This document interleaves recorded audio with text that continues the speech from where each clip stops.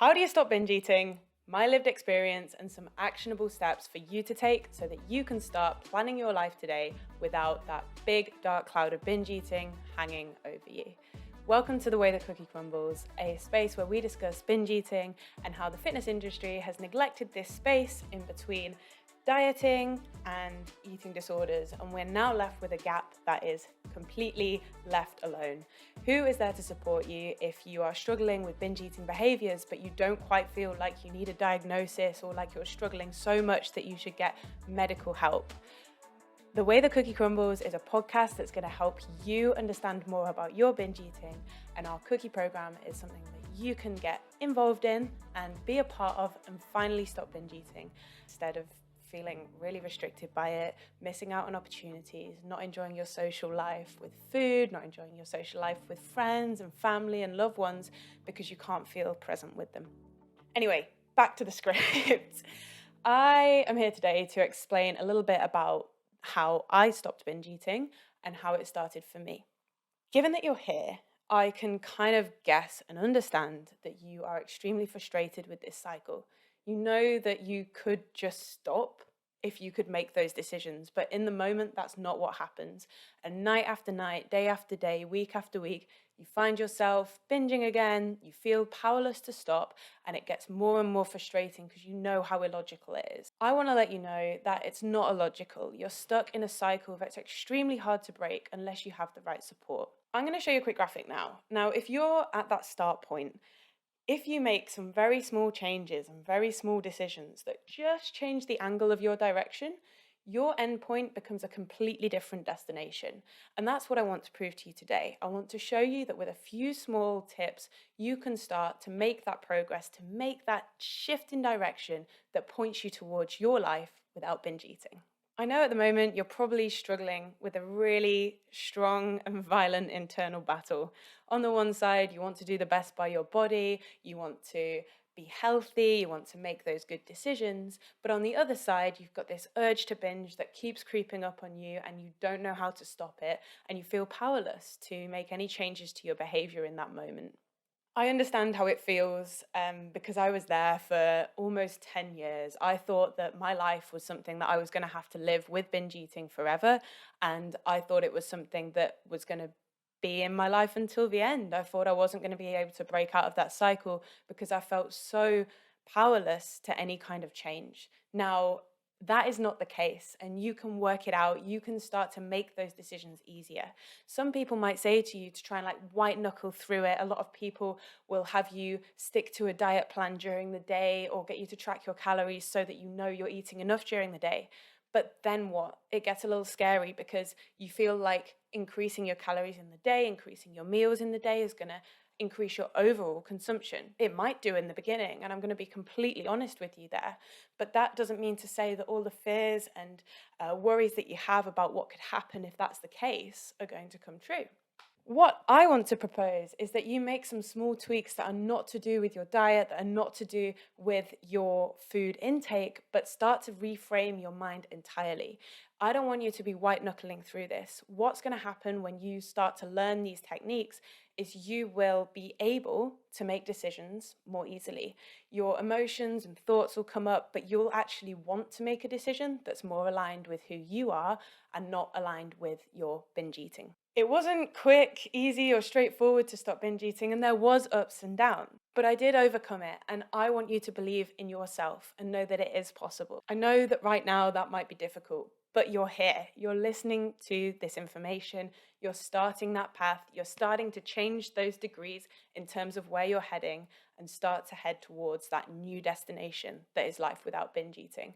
So because you're here, because you're listening, I truly believe that you will get to that destination in which binge eating is no longer a struggle for you. So we know that you're not going to stop just because I say a few things and you're like, yeah, Emma, that sounds pretty good, but that's not going to make any difference to how I actually act in the moment. However, these next couple of sections are going to give you the guidance that shows you, right, this is how I can plan to do this. In the first section, we're going to question your perspective. We're going to try and understand a bit about the way you see your binge eating and the way you see that current struggle. And in the second section, we'll talk about the actionable things that I want you to do As soon as this video finishes. I want you to start doing them as soon as you stop watching. I know that right now you might even be binge eating. That was something I used to do. I would search the internet for solutions. I would Google, how do I stop binge eating whilst being knee deep in 4 boxes of cereal, 3 packets of hobnobs, and a tub of ice cream, finished with a little chocolate bar, because you've got to have pudding, right? So, I understand what it's like to be there. If you're doing that right now, I want you to know I'm with you. You can always drop me a message if you want to speak more personally about it. But overall, I know you're here. You can make this progress. As soon as this video finishes, I want you to start practicing these actionable steps. So, section 1. This is the perspective shift. Are you ready to challenge yourself? Are you ready to try and view something a little bit differently?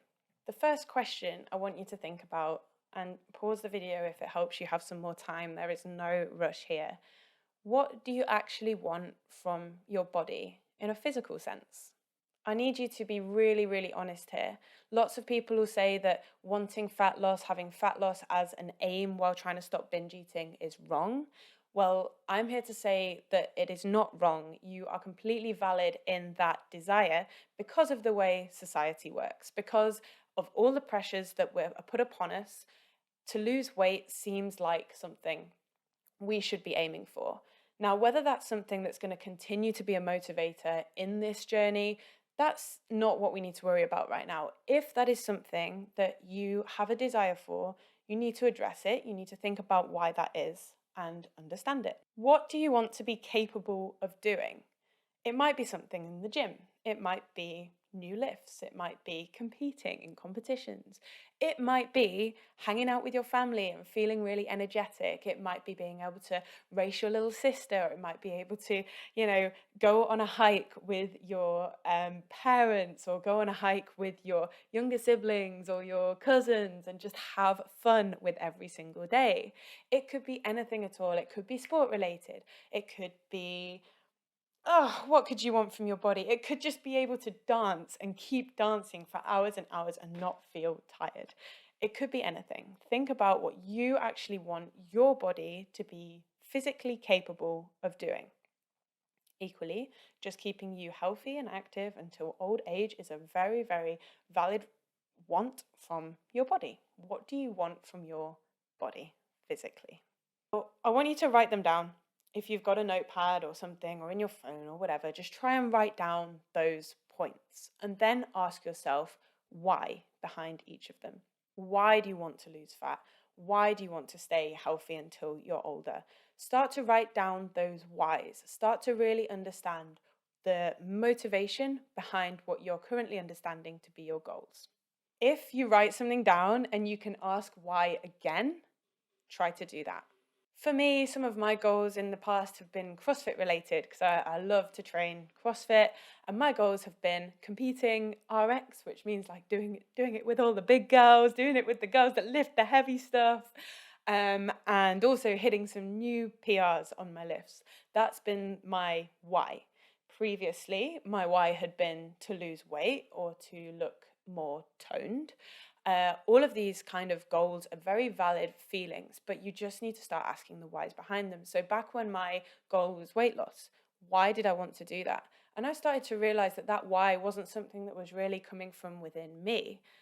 My weight is just a number, a metric calculated by how hard gravity is pulling me into the ground.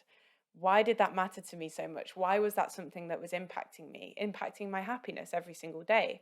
So I started to question this more and more. And when I started to realize that weight and fat loss was something that was really external, and it was about trying to fit into that wider group, which again is completely valid. It's fine to want to fit into the group, because back in the day when we were cavemen, if you didn't fit into the group, if you weren't socially accepted or attractive to others, you were pushed out. You weren't a part of the tribe anymore. And that was problematic because that threatened your survival. So if you start to think about these whys, it's not that any of them are wrong.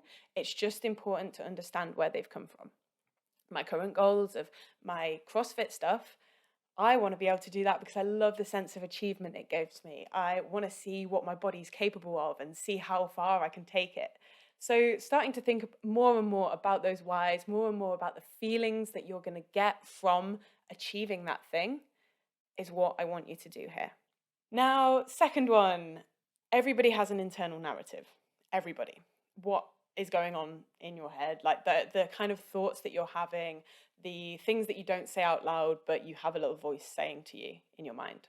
Truthfully, I want to know what yours is saying. So I'm going to say a few things, and I want you to let your mind think whatever it thinks and then write that down. The first thing, I'm going to present you with food, a plate of food, a meal, a dinner. I don't know what's on it, but it's a pretty nice looking dinner that you might be having with friends. How do you feel about it? What is your mind saying? Are you calculating the calories? Are you calculating the macros? Are you trying to think, is this too much? Is this too little? What's your mind telling you about that plate of food? Are you thinking, I should eat that? Maybe I shouldn't eat that. Maybe there's a bit too much pasta there. Maybe there's a bit too much carbs. What do you think your mind would think in that setting? Next one, I'm going to present you with a mirror, and you can see yourself, your whole body. What are you thinking in that setting? Is it something that you're okay with? Is it something you're not okay with? What emotions are you feeling? What is the narrative going through your mind when it comes to seeing yourself in a reflection? And finally, I'm going to tell you your scale weight, the amount of kilos, stone, whatever that you weigh right now. How does that make you feel? Is it scary? Is it something that ruins your day? Is it something you're okay with because it's just a data point? Start to think about what that narrative is in your mind. A lot of the time we're pushed away from wanting to weigh ourselves, which I definitely agree with. It's not something I want any of my clients to be doing regularly because there's really not much point. But at the same time, I don't want that number to ever ruin any of my clients' days. I don't want it to ruin your day. I want that number to just be a number. So think about what would happen, genuinely, truthfully, if I told you right now what kind of emotions, what thoughts would run through your mind. Now, because these triggers can happen at any point, any of those three things are something that could be presented to you in various different circumstances. We don't want to just avoid them. We want to be okay with them. We want to accept them. We want to really understand our feelings and emotions behind it and be ready to tackle them in a way that is going to progress us towards the goal of not binge eating. We're going to set you up so you can change your response. But first, we have to find out the awareness. We have to find out what's going on right now. Now you've thought about those three separate examples, I want you to question it a little bit. Who is the reason you think that? Is there anyone apart from you that's making you believe this? When did you start believing that? Was there a particular time in your life? Were you born thinking that? A lot of people were not born binge eating. I have never met a child who was born a binge eater. So when does it come in? When did it start for you? I also want you to ask, where am I? Is this context dependent? If I'm out shopping and I'm getting changed, I'm trying different things on, is it then when the mirror is not okay for me? And when its clothes are too tight or clothes are too small for me? Or is it all the time? Think about it. Is it context dependent? Are you capable of thinking about it differently in a different context, in a different environment? One of these would be something like getting an ice cream. If you're getting an ice cream with friends, is that definitely acceptable? Is that completely okay? Is it, oh, I shouldn't have that? Or is eating ice cream alone? How do you feel about ice cream in that situation? Think about whether you are capable of feeling differently about a certain thought or emotion in different contexts. And finally, given the answers to all of those questions, why do you think that particular thing? Why do you hold that opinion? Why are you having that thought? Why are you having that thought, especially if it's negative? Think about really, what is your true opinion of that situation? Hopefully that's got you thinking a little bit, starting to question your current perspective on your own eating and your own lifestyle. Now, I know that's just the start, but it would start to build you a really strong foundation, having that awareness of why I'm thinking certain things about food and about my own body image. And that brings me on to part 2, actionable stuff you can do right now that's going to set up your foundation. Number 1, buy a journal, a pen and paper. Now, this might not be something that's going to continue forever, but I want you to have it as a toolkit, as something you can turn to start figuring out your thoughts and emotions around a certain thing. Firstly, it'll be binge eating. But in the future, other challenges will come up in life, and this book, this pen and paper, will be something you can always turn to start to make sense of things, process things, validate how you are feeling, and then find out your way you're going to move on from it. And the second action I want you to take is going to be challenging, but I know you can do it. It's to challenge your belief around undoing a binge. Sure, in a way, if you're going to binge eat on an evening and then the following day you don't eat, over those 12 hours or so, maybe you're balancing out calories in terms of what you've restricted. However, you cannot undo a binge. Mentally, you cannot undo a binge. Socially, if you cancel plans, if you don't want to be around the people that you love and those relationships, and you cannot undo the binge physically. If you don't eat the next day, you are hugely increasing the likelihood that you do binge the following evening. Now, I know that it's not easy to do this. I know how hard it is. So just be patient with yourself. If you've binged one night and you wake up the next morning, usually you'd avoid breakfast. If you're not feeling hungry, I know that that's the thing that feels like what you should do. And especially when we're talking about things like intuitive eating and starting to really listen to your body is not going to feel like food right then because you're full. But I really encourage you to challenge yourself and just have a little something. Try and have a normal breakfast, try and have normal snacks during the day, and try and build up your day so that in the following evening, and trust me on this one, just trust me on this one, the following evening, it will start to become easier to make decisions because your body isn't screaming for food. It isn't physically hungry anymore. So that's action 2.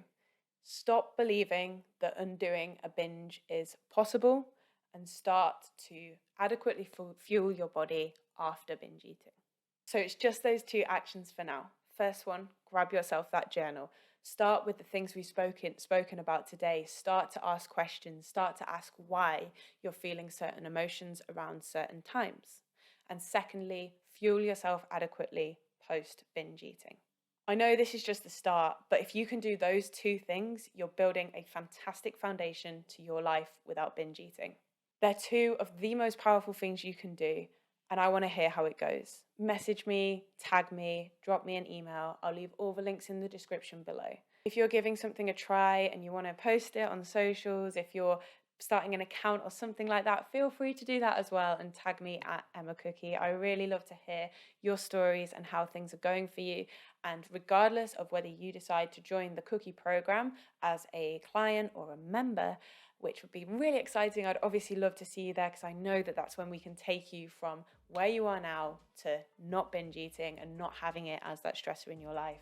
But either way, I want to continue to create content that's going to help you and guide you and get you to a position where binge eating is no longer the biggest mental energy drainer for you and you're able to live life to the fullest and really enjoy every moment.